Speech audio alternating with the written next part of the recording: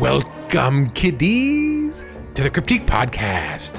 My name's Kenny, and I'm here with my good friend, Godden. And together, we're here to watch and review every horrific, often hilarious episode of the legendary HBO anthology series, Tales from the Crypt.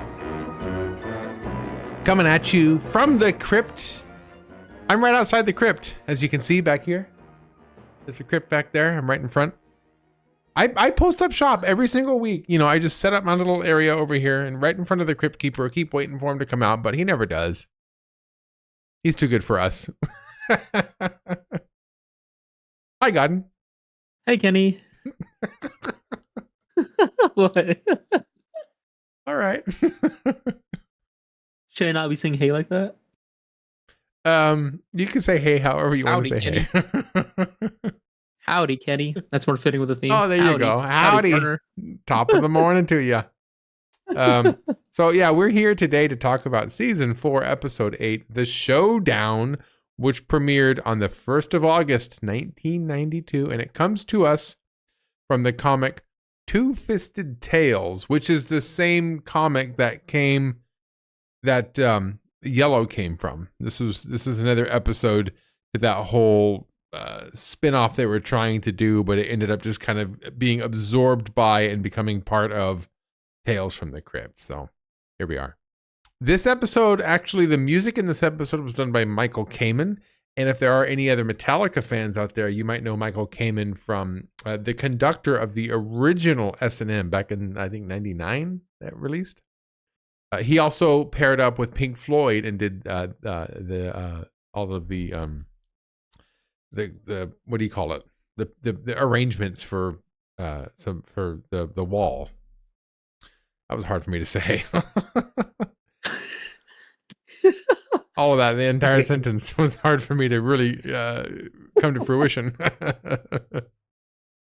All right. So this episode, The Showdown, let's get to it, shall we? Let's just dive right in. Why not? Why not? Why waste time? Why not? Why waste time doing anything else? That's what we're here for. We're all here for Tales from the Crypt. We're here to talk about it, and you're here to just, be part of it. Oh, wait a minute. We can't get started. Godden, we have to give our disclaimers. We're not experts. We're just here just to babble on about a show that we both really enjoy. If you want to participate in that, you're invited to come along for the ride. If you have something you want to share, throw it in the comments below and let us know. And also, don't be afraid to engage with other people in the comments. If you see somebody comment something that you find interesting, let them know, hey, that's an interesting take, or I didn't think of that, or no, you're wrong. No, I'm just kidding. Be nice down there. Be nice in the comments. Okay, anyway, there's also going to be spoilers. We're going to spoil this episode. And what an episode is this to spoil? Let me tell you, Godden. Let's start by just reading the description on the back of the DVD box set here.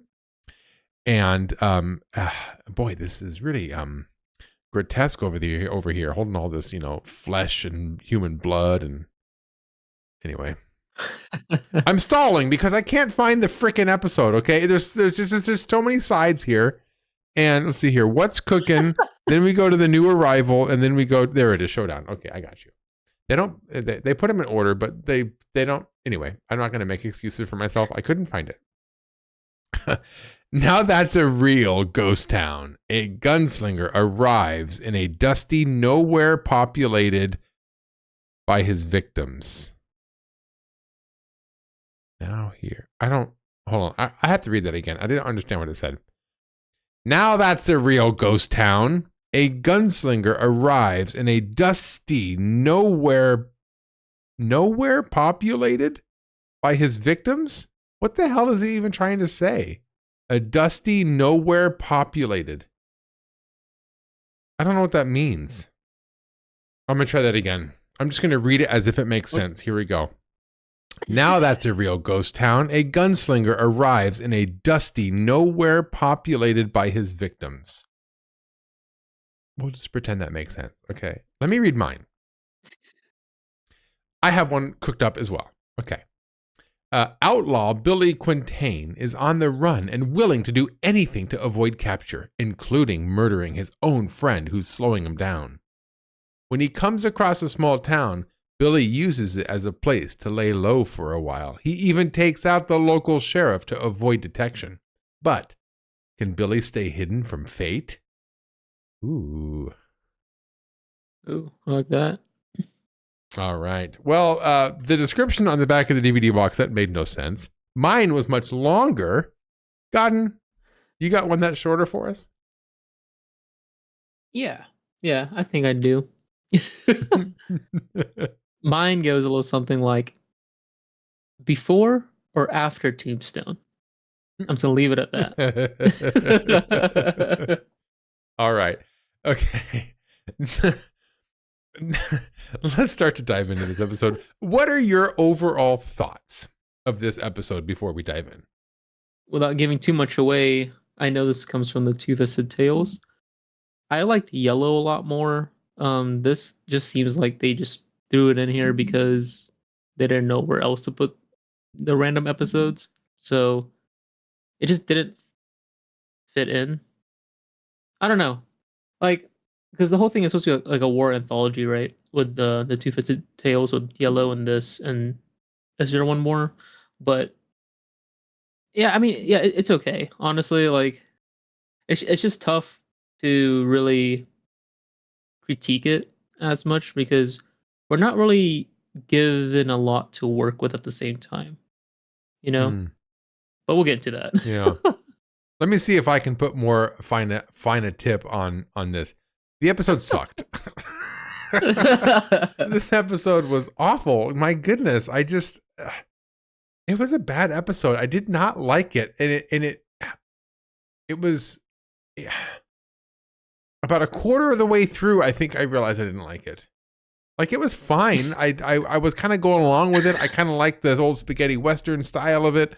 We had a little duel to start things off, and I kind of liked where it was going. But then when he gets to the bar, that's where the episode really, like, just when he gets into the bar, from that point to the end was like a brick wall.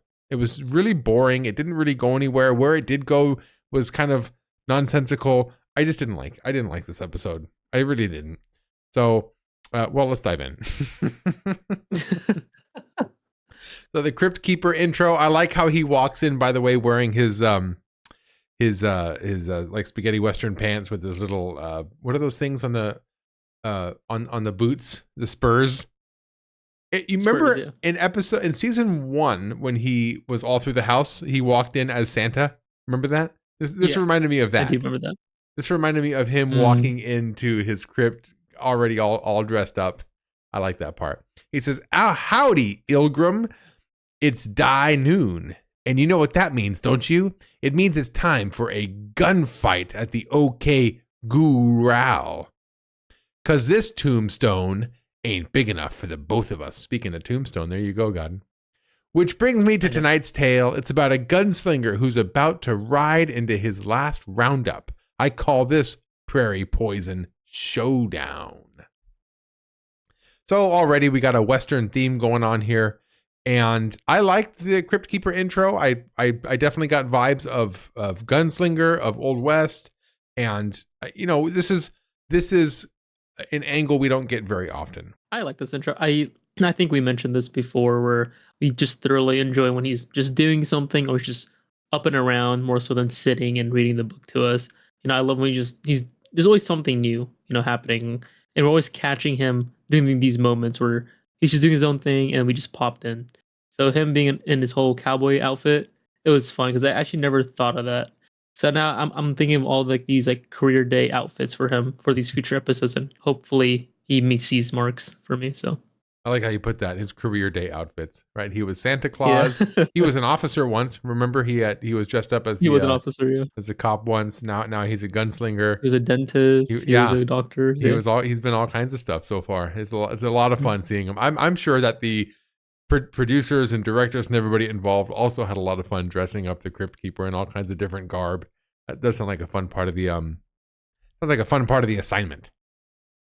Mhm. So the opening panel, we have a man, an old. This is again in the Old West. He's holding up a couple of pistols and he's shooting at people surrounding him. And everybody surrounding him, if you look closely, are either skeletons or ghouls. And the man looks terrified. I think this maybe gives quite a bit away because of the fact that he's shooting at ghosts or ghouls or whatnot.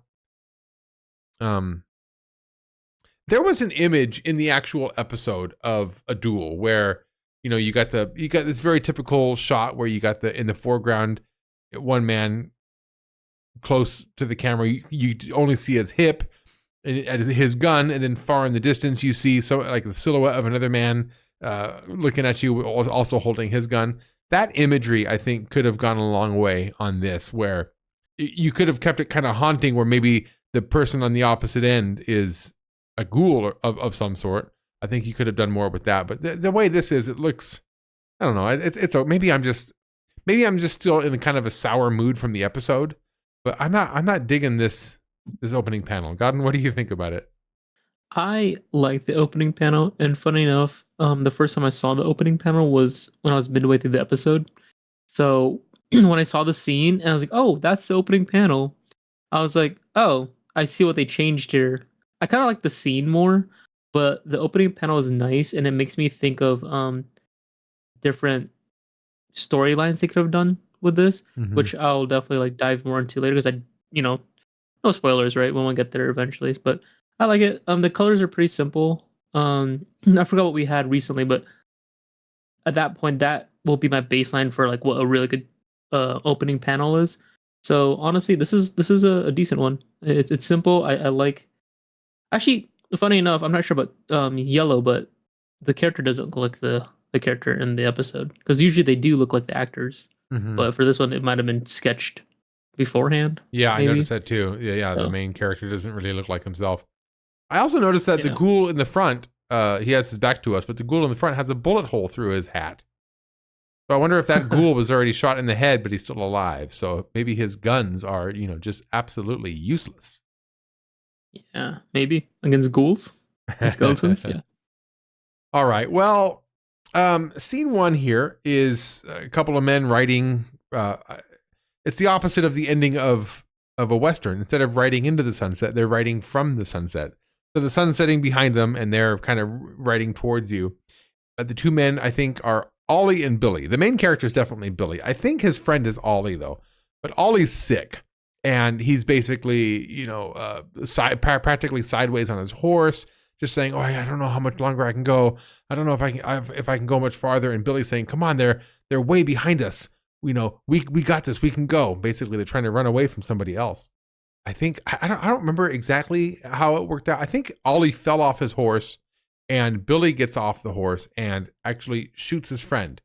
So I guess on one hand you can see this as being like mercy, oh, you're obviously sick, you're gonna die, I'll just put you out of your misery. But I saw it as you're slowing me down, pal. You gotta go. So that's the way I saw this character. So he shoots his friend, off he goes, and then that's where you see this quote unquote posse. He refers to this group as a posse. So we go to the posse. They're kind of hot on this trail, and they come up to his gravestone. I guess after Billy had killed him, he buried him. So they come up to his gravestone. The posse says, "Oh, look, it's fresh. We're close on his heels. Let's go." And then off they go. So the setup already, I kind of like the setup. This group of men are after Billy, and Billy's on the run, and Billy's willing to do anything to get out of it, even kill his own friend. So I like the setup. Godden, what do you think of this so far? Yeah, I just thought he was ruthless, and I think you made a good point where maybe it is just Ollie slowing him down, so he got rid of him. But I wasn't too sure why he would do that. I feel like if he's heartless enough, you could just leave him be, or unless it's one of those things where like, if he's still alive and they catch up to him, maybe he'll get ratted out. So maybe he was just covering his tracks at the end of the day. Mm-hmm. Yeah, that's a good point. He could have been worried about being ratted out as well. That could have been part of it. Yeah.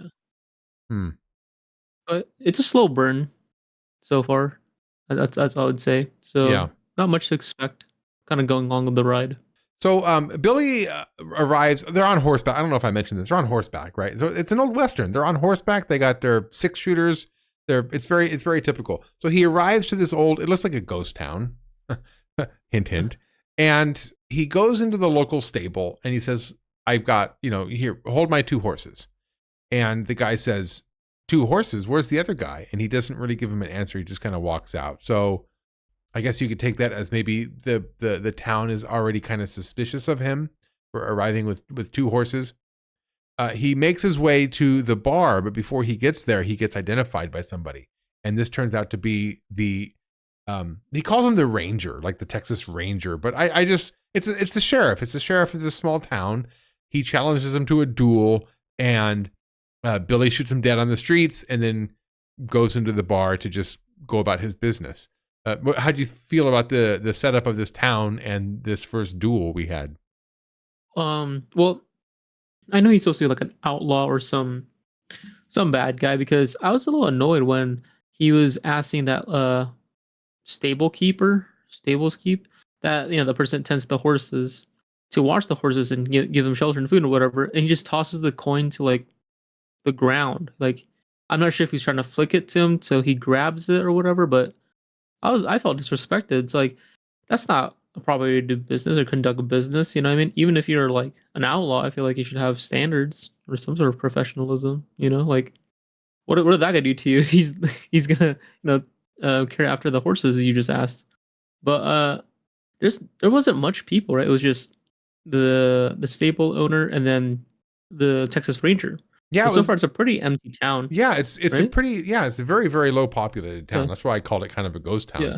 I mean, there's those 2 people he ran into, and then when he makes his way to the bar, there's more people. But really, altogether, the streets are pretty empty. I mean, I liked it. I mean, I like the duel, right? How it comes to be, where you kind of expect the stereotype of how it would come down to. I was kind of hoping for like a clock, or like a clock tower to just ding, but we didn't have anything like that. So Oh I thought it was yeah, gonna be that really would have been the icing on the corny. cake. Yeah. Yeah. So in the bar, he gets, I guess another man invites him over to be part of, or asks him if he wants to play some cards. So they're playing some cards, and this man, by the way, this is Cornelius Bosch.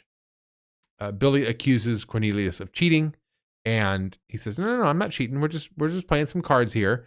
It gets kind of contentious, and I think at that point Cornelius says, "Look, forget the cards. How about some Wonder Tonic? Have some of this Wonder Tonic." And Billy says, "I don't want it." So Cornelius kind of pushes it on him. He says, "Look, if you don't like it or it doesn't work, I'll give you $1."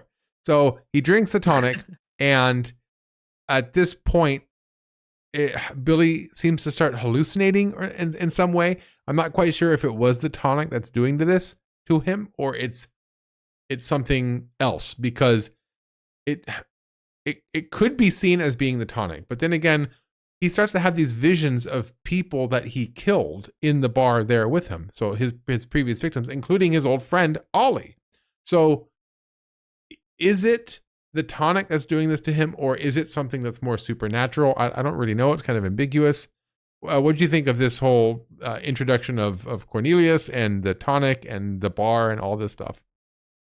I think it's a pretty stereotypical trope for like westerns, but I don't like I said, I get he's supposed to be like an outlaw or a bad guy, but the fact that he just decides to kind of brandish his firearm on just a random civilian in the bar was just big red flags. Like, I feel like you can't do that realistically. Like, everyone there would be armed as well, and they'll be all up to their awarenesses to like, hey, what's happening here? But I mean, honestly, Cornelius Bosch, he handled it pretty well.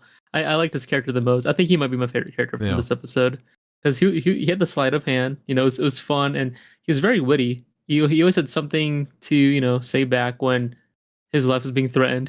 So I did think he was like a snake oil salesman or something like that, but I believe he was an actual doctor, just giving him like a wonder tonic and just doing what's right. But I guess our protagonist, he's running from the law, so he can't trust anybody. So I get that too, I guess. Yeah, I see what you mean about him just kind of being a jerk to everybody. Like if you're an outlaw, especially in the Old West, I feel like there was almost like a moral code. Like you could be a jerk to police and to law enforcement, but to your neighbor or to people around you, you know, maybe there would be, you know, a higher desire to treat them with respect. So yeah, he's just kind of a dirtbag, this guy. Yeah. So anyway, he continues hallucinating and just seeing everybody around him being his previous victims. And that's where this Cornelius guy opens up his jacket to reveal a bullet wound saying, you know, you don't know me, but one of your stray bullets got me. So even victims that weren't necessarily on purpose are now kind of surrounding him. So he just has this whole kind of meltdown where just he gets surrounded by his old victims. And that's suddenly we get like transported. Suddenly Billy he's in the same bar, but it's like a different time. And a field trip of a bunch of kids comes in. You get this exposition by the teacher who's kind of leading this field trip, basically saying, oh, this is where Billy died in a duel. While this is all going on, by the way, while Billy's discovering that, you know, he's now in the future and seeing all these kids kind of talk about him in this way, he's like waving his hands in front of the other kids, like, because they can't see him. And I felt like that stood out to me in this scene the most. There are other ways to depict in film that you're invisible or you're a ghost or something like that. The fact that you're waving your hand in front of kids to show to us that, oh, you are a ghost. Like, yeah. I got it the moment he looked up and the kids were walking in. I got it. It was just too much. It was like, I just felt like it was a little handholdy. It was awkward and it was childish. So I didn't dig that part. Did not dig that part whatsoever. And there are other ways also to depict the fact that you're a ghost besides having it explicitly told to us as if we're a bunch of kids on a field trip, which is exactly what they did. So, Godden, what do you think about this piece? Also, by the way, if I miss something, Godden, please feel free to point it out. I don't feel like I'm doing the best at describing this particular episode. It wasn't my favorite, just in case you don't know. So if I'm leaving something out, feel free to just remind me what I left out.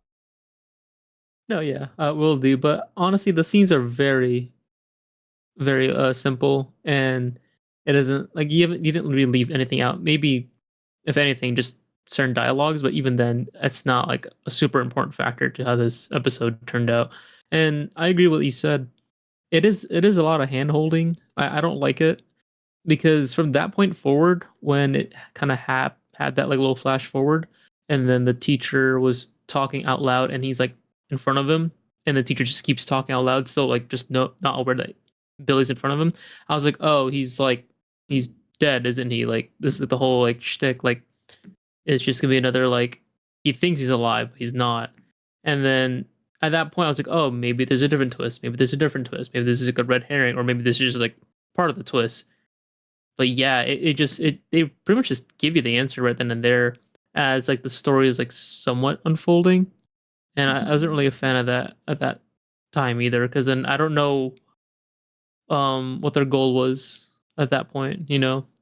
Because like I said, it just feels a little lazy where Tales of the Crypt has their own standard, even though with the bad episodes, and then we have these segments of the two-fisted tales, and they just throw them in here. Like Yellow, you know, like that seemed out of nowhere, but even then that was a solid episode. But like we're getting like the consequence of just throwing random episodes in a season that doesn't fit the show originally. Mm-hmm. I might dig deeper into this for the third episode that comes around. That is another two-fisted tales, as to why they did this. Like what was the point of, like they could just not added these at all. Like whether it did good or not when they aired it, they didn't need to throw it in here. They could just done it like as a little like extra, right?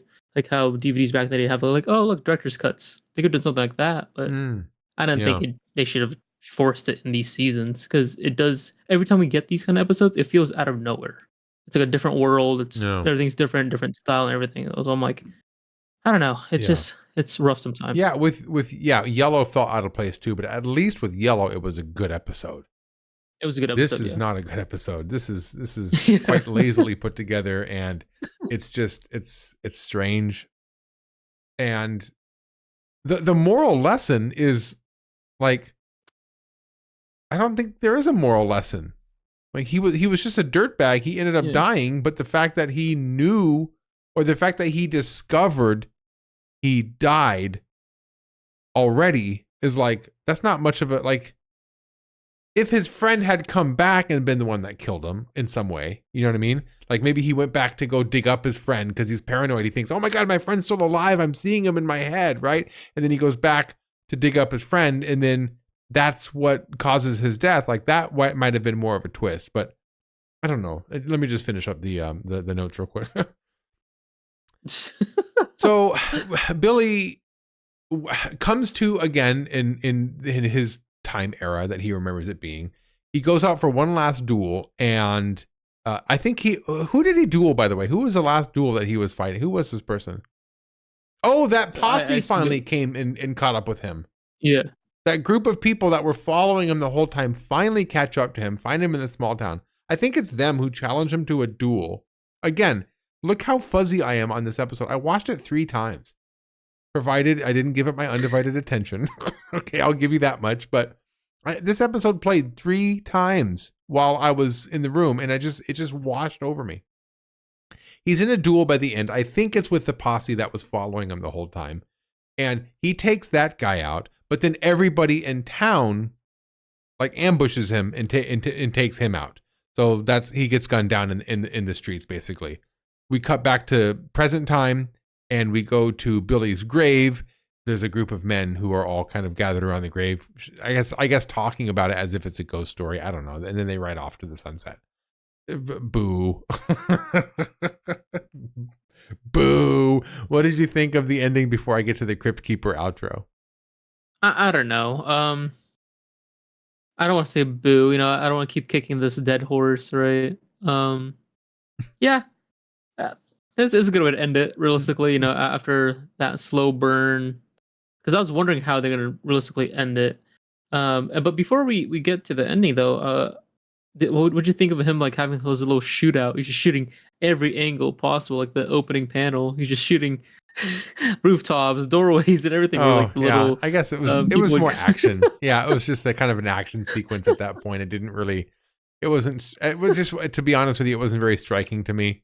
I didn't find it to be too riveting. It was just a basic action. I mean, were there even people falling off of rooftops? I don't remember. One broke into the window. Okay, that was cool. Ooh, exciting. I'm sorry, my cynicism is shining through. They can't all be winners, you know. Sometimes it takes an episode like this to really elevate the show to something spectacular. If every episode was fantastic, then it just kind of, that would wash over you too. So sometimes you do need an episode like this or two to really make the shining episodes shine that much brighter. Anyway, that brings us back to the Crypt Keeper, who says, talk about a sick shooter. Who would have thought being a cowboy could stir up so many bad feelings? Well, kiddies, I've got to go. There's a ghoul rush on, you know. I wonder, who was that mashed man? Oh, when he said who was that mashed man, did it zoom out to show something like, was there like an Easter egg in that part that I missed? Yeah, so at the end of the grave and everything, the person that played as a dead person was actually the writer for the episode. Oh, interesting. Okay. Yeah. I missed that. All right. Well, so this episode, it was very Western, right? We had the duels going on, and I gotta tell you, you mentioned Tombstone already. Very, very similar. One of my favorite duel Westerns like that is The Quick and the Dead. Such a good movie. Sam Raimi directed it. So Sam Raimi, of course, the same Sam Raimi who brought us the Evil Dead movies and just lots of horror like that, also directed this Western called Quick and the Dead. If you haven't seen it, you've got to watch it. Gosh, is it a fun movie. Okay. It's got Leonardo DiCaprio. It's got Gene Hackman. It's got Russell Crowe. Sharon Stone. Oh, it's such a Oh wow. it's a great movie. It's such a fun movie. So I highly recommend that one. And of course, that traditional shot of the duel, right? That when you think of a duel, that shot that you have in your mind of the two cowboys face to face on that long, narrow street looking at each other, and then you see their hands close to their hips. That was done masterfully in The Matrix. And it's sometimes in those old Westerns, you even see that tumbleweed go across the road. In The Matrix, it's a crumpled up newspaper that goes across. So the way they did it in that was fantastic. So I always think of The Matrix, that shot of Neo and Smith in the subway, whenever I see a dual shot like that. Are there any other Western movies that you can think of or that you really enjoy? Just for a fun one, I'll say Rango. Rango's a fun Western animated movie. Oh, Django. Oh, Django's great. I was thinking of Rango. Rango, the actual. With Johnny Depp. Yeah. Okay. Yeah. Oh. No, Django's great. I should have said Django, but I'm so stuck with Rango because I was just thinking fun and lighthearted because this was way too much of a slow burn. So. And of course, there's the angle where the main character has been dead the whole time, right? Or discovers that he's dead during the movie, and that, The Sixth Sense did that. The Others was another good horror flick that I kind of like, where you find out that the main characters they were the ghosts the whole time. Last time we had an episode kind of similar to this, you had brought up Jacob's Ladder, so we've got to give that a shout out to. All right, so well, with that, let's dive into review. Here we go. Oh boy. Where am I gonna go with this? You know what? I gave On a Dead Man's Chest a 2.75. And that episode was actively annoying to me. But at least that episode had that gore where he ripped his chest off, his skin of his chest off. So it had at least some sort of imagery that was shocking. And the premise of having a tattoo on you that's alive or sentient in some way is interesting. Even though the execution kind of sucked and the music was kind of annoying, I think it's a better episode than this. This is a bad episode. I just don't like the theming. I don't like the way it was executed. I don't like much about it. I'm going to give this a 2. I'm going to go with 2 Wonder Tonics. 2 Wonder Tonics? 2 Wonder Tonics or snake oil, whatever you want to call it. Or snake oil. I love that. I'm on the same boat with you, Kenny. I will also give it a 2. I will give it 2 revolvers because I think he had 2 towards the end of that episode. He started shooting left and right. So 2 revolvers. Yeah, I was thinking about this for a while. I was kind of going back and forth between a 2 and a 2.5. And I mean, I guess there's not that much of a difference, but just, I don't know. It's bad. I don't like it. I don't like it. Yeah.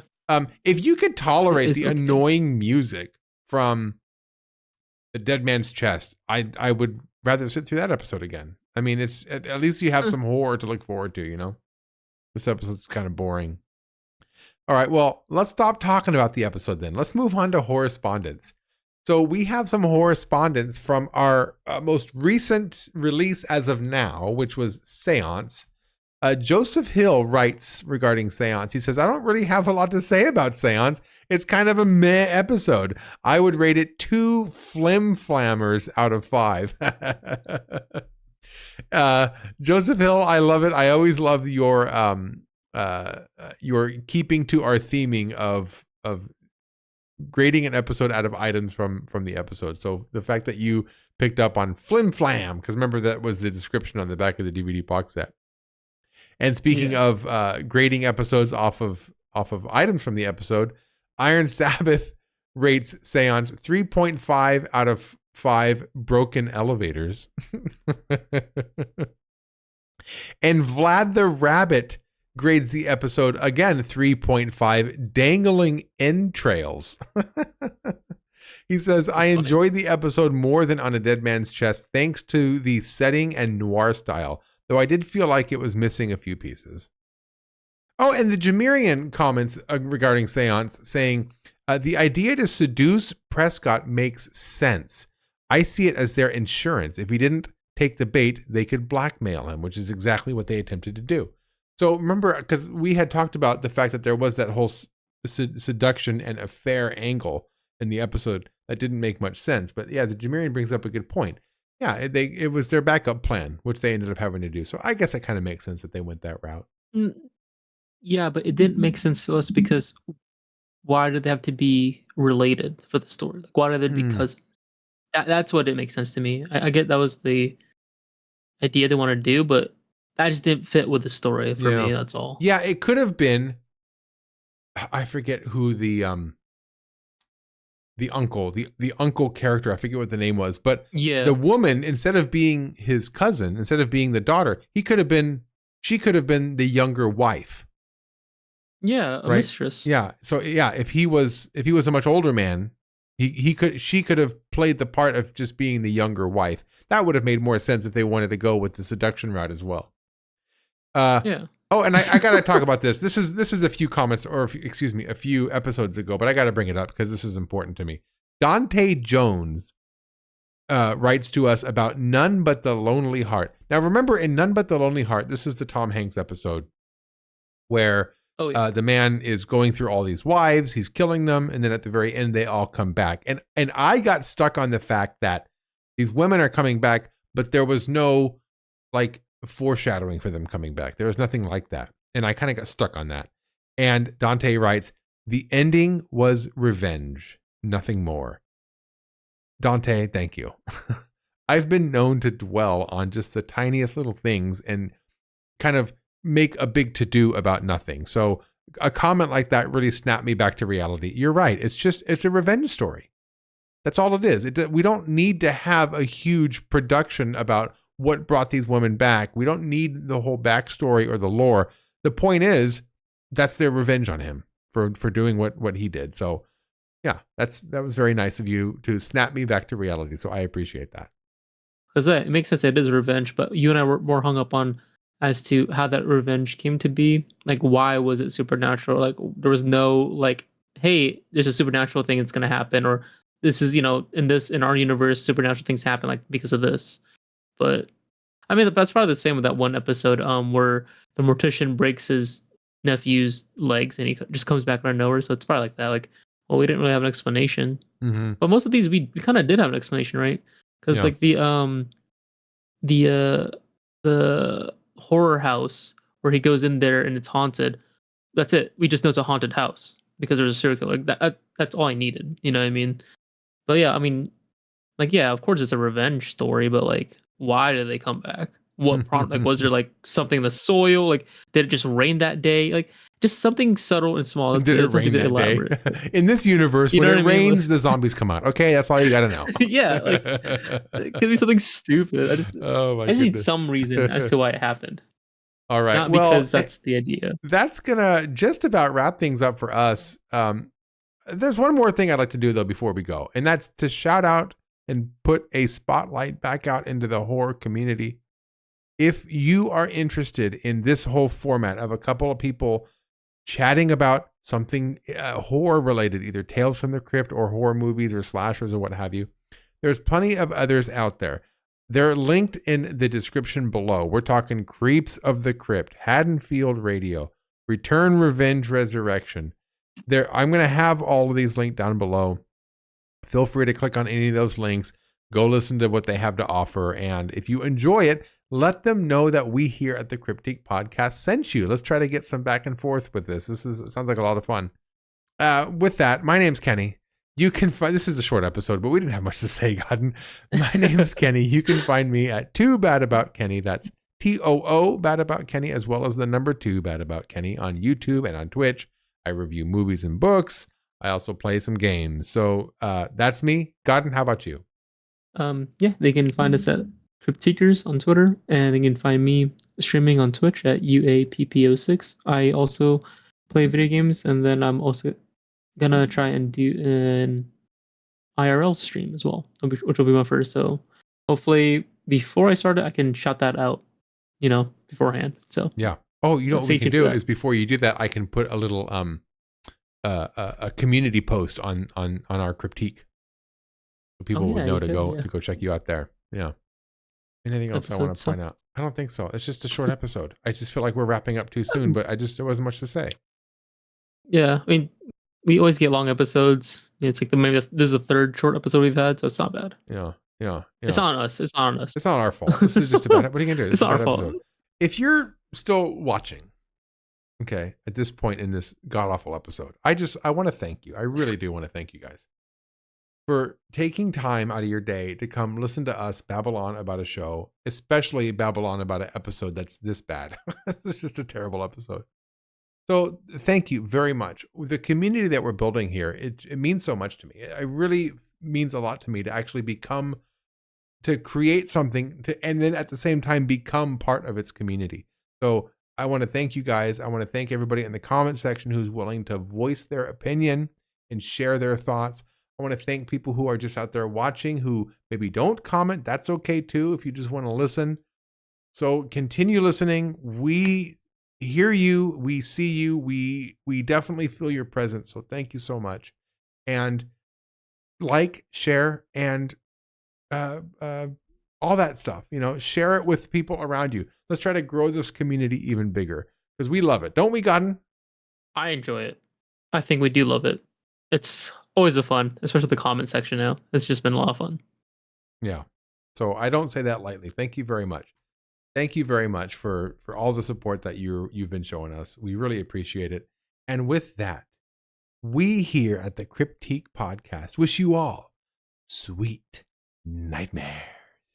Well, how was that for a scream, boys and ghouls?